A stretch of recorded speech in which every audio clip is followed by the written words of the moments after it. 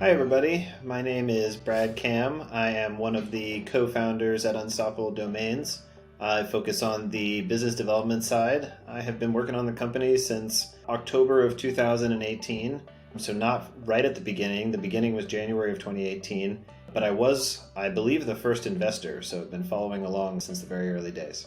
I started working on Unstoppable Domains because I believe deeply in this idea that users should be in control online, and that in general, when you put users in control instead of companies, you're going to get better products, you're going to get a better functioning internet, and ultimately you're going to get a safer, healthier world, because so many of the problems that we're having in the real world now are starting online, and they're starting with they often relate back to a lot of these core issues with the internet, where we don't know who anyone is. You can have fake bots and other things like that manipulating public conversations.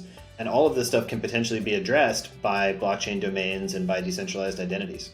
My, academic background, I studied international politics in college. I even went to grad school for a few months in DC before dropping out, realizing very quickly that school is interesting, but not a particularly good use of my time. So I went back to startups, been an entrepreneur before that, and then after that. And my conclusion after that DC period was that politics wasn't really a way to improve the world. The tech would probably be the way to improve the world. So I moved to San Francisco, maybe a little bit jaded even, thinking that there wasn't likely going to be many improvements to the political problems that we face around the world. But then I discovered crypto, and this gave me hope. And the way I discovered it was I moved to San Francisco in December of 2012, and I moved into a hacker house called 20 Mission in the Mission District of San Francisco. There was like 30 people living there. It was super rundown and crazy looking. They were shooting horror films in the hallway when I first moved in, just to give you an idea of what the interior looked like, that they didn't need to change anything in order to shoot the horror movie. But it was a community of early crypto enthusiasts. So the second Bitcoin exchange in the United States was launched out of the basement of the building. There was a Bitcoin media channel that was operating back in 2013. Almost all of the residents were in some way, shape, or form involved in crypto. Vitalik, the founder of Ethereum, gave a talk in our courtyard before Ethereum even went live. So everybody that I essentially met when I moved to San Francisco was a crypto fanatic. I started reading the white paper, started reading stuff, went down the rabbit hole pretty deep, started buying, thinking about it, advising some companies. Kind of always knew from that point on that I was going to be doing something in crypto, just didn't know what or when. I'm really interested in a lot of this web-related stuff and a lot of this decentralized identity-related stuff, because I see that as kind of the core problem on the internet. I think there's a lot of amazing things about crypto. There's DeFi, and there's art, and then there's all of these stablecoin currencies, any number of other fascinating things. I like all of that stuff, but I wouldn't really consider myself, a finance person at the core, or somebody that loves investing. I don't really care so much. I'm much more kind of philosophically motivated. And so that's why this vision of a decentralized web, as well as this idea of user-controlled identity, has been, so those are some of the pieces that I'm the most excited about. And I think it's still related to just owning a cryptocurrency and being able to do things without having to ask anyone's permission. These are all related ideas, but those are the things that I think are probably the most exciting to me, the ones that almost veer into the political sphere instead of maybe the finance sphere. I have such an eclectic set of sources. I'm kind of going all over the place. I almost like to have as wide of a spectrum as possible. So that's all the way from kind of crypto-oriented VCs to our Ethereum. I'm probably always seeing what the top things are that are going on in Reddit. I also follow a lot of the newsletters. I follow Bankless and Evan Van Ness and the Defiant and plenty of others. I follow Pomp.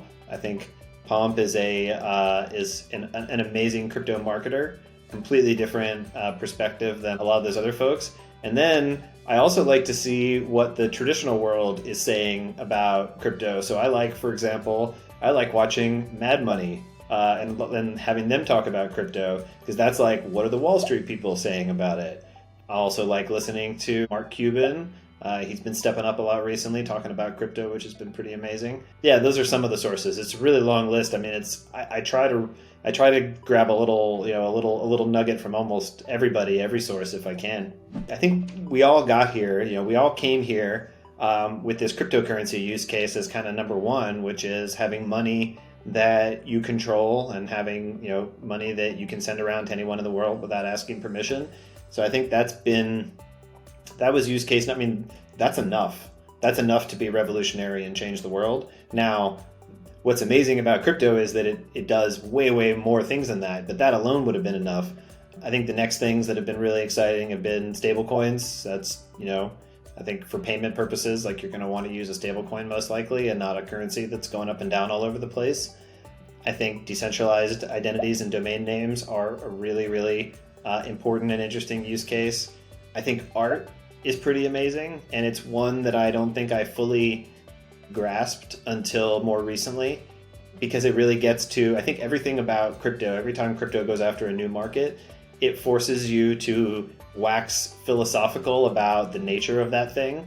Like, so in order to understand why cryptocurrencies were interesting relative to regular currencies, is you have to like go back and, what is the history of currencies and how did it start? And it started with people, putting shells on their necklaces 100,000, 200,000 years ago. Like that was a way that people displayed their wealth to their community and kept track of it. So it's important. In order to understand these things, you almost need to go all the way back to the nature of the thing. I think the same is true for art. So what I've reflected on recently around digital art is that the nature of art itself is a debate about whether or not something should be art. And I had this recent perspective shared with me that photography was not considered art 50 years ago, and that eventually it became included into the sphere of art after a bunch of amazing photographers effectively changed the minds of the art critics to say, like, photography should be a form of art too. And I think the same is now happening with digital art, where previously no one would have considered digital art to be art. And we're now in the debate phase. And on the other side of it, I think it's going to be 10 years from now, 20 years from now, it's going to be not even debated anymore. Of course it's art. These are just some of these areas where we're seeing this trend happen. So that's one of the reasons I love crypto. You have to go and get a history lesson before you can actually understand how something works. There's a sea change going on the internet right now, and I can frame it in terms of how quickly I think that the world is changing on this subject just by the conversations that I had about unstoppable domains 3 years ago versus now. So 3 years ago, we talking about what we're doing, problems on the internet, users aren't in control on the internet, and people would say things like, is the internet really broken? Or is that really a problem? Or it seems like Facebook's working fine, or whatever. No one says that stuff anymore. There's been a complete change in the way that specifically Americans, but I think people around the world now see the current internet infrastructure that we have as very broken, very dangerous. There's documentaries about it. The Social Dilemma ends with put down your phone. That's their solution. So everyone agrees there's a problem, but the solution that's being offered is, it sounds very similar to what people said about trying to reduce climate change.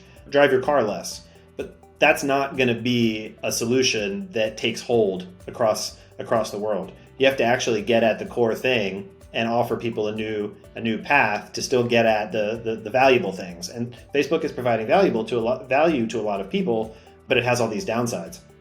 So all that is to say, like, it is in the zeitgeist now, this problem of users need to be in control. And I think that is going to help propel this new internet forward. But the reason why users are going to care about this is because they want interoperability. So right now, if I want to exist on the internet, I have 15 different accounts, 20 different accounts with different logins, different passwords, different connections, different friends. All of that stuff is a security risk. People message me all the time on Telegram or on these other platforms, and they pretend to be somebody else. All of this comes down to an identity problem. Identity is the biggest thing that's broken on the internet. 2016, Russian hacking of the election, that was about fake internet accounts. That was about fake Facebook accounts. Facebook used to sweep 500 million fake accounts every single quarter. So this problem of identity is the core problem. And the reason why consumers are going to go for a different solution is because they're going to get interoperability and they're going to monetize. They're going to control their information and they're going to be the ones that benefit instead of ad platforms and companies like Facebook. And that's what's going to drive them in. They're going to say, I want to be in control so I can keep the wealth that I'm creating. And so I have a better user experience. I don't have to go and create dozens of different accounts and worry about my security all the time because this new tech is going to provide me that security. So I think that's longer term the reason why. In the shorter term, there's going to be other triggers like cool people are using it and you want to go check out their content. So like there are philosophical reasons to use a new internet, just like there were philosophical reasons to use the original internet in the 1990s. Yes, that gets a lot of people trying it. But the real reason you did it was because, hey, your friends are there and they're having conversations and you want to be a part of them. Or, hey, your favorite, blogger just wrote something and you want to go check it out. So you as a user listening to this, you don't need to have these deep philosophical, deep-seated reasons to use the decentralized web. You're going to use it because it's cool.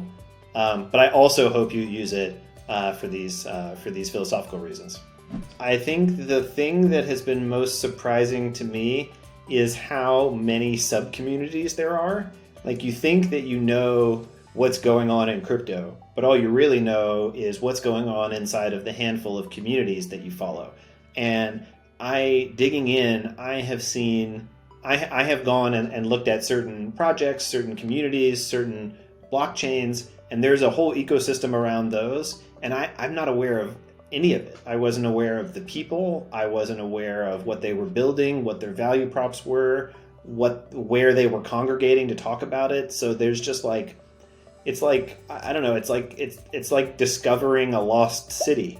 There's all of these lost cities yet to be discovered all over the place inside of crypto. And it's just 100 million people. So it doesn't seem like there would be that many rocks to overturn. But I think there is, because of the way that crypto has grown. It's grown so decentralized, just anybody in the world can build anything and then build a community around it, that there's just so many, and I'm mixing this concept of rabbit hole and community because the rabbit holes I go down are these communities that I didn't understand really and wasn't aware of. And there's just so many of those that I just keep discovering. I would read the Bitcoin white paper. I know it's not not necessarily the most fun thing, but it's only 8 pages. It's a little hard to understand, but it's written pretty well, and it gives you all the core pieces. It helps you understand why this is a revolution, because when you look at it all built up, even what Unstoppable Domains is building, it's unstoppabledomains.com looks like a GoDaddy. It has all this flair around it. It has all of these tools and things to make it easier to use and make it feel and look a little bit closer to some things that you're used to. But reading the Bitcoin white paper is the stripped down version. That's what all of this is built on and why it all matters. And that's an amazing tool. Now, if that doesn't sound fun to you, I understand. There is a really great link that A16Z has created called the Crypto Canon.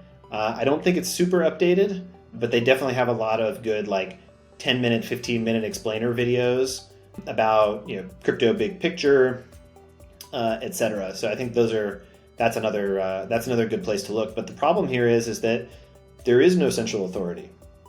There is no one person or group of people that are the authorities on crypto. Everybody has some piece of it. But there's no one place.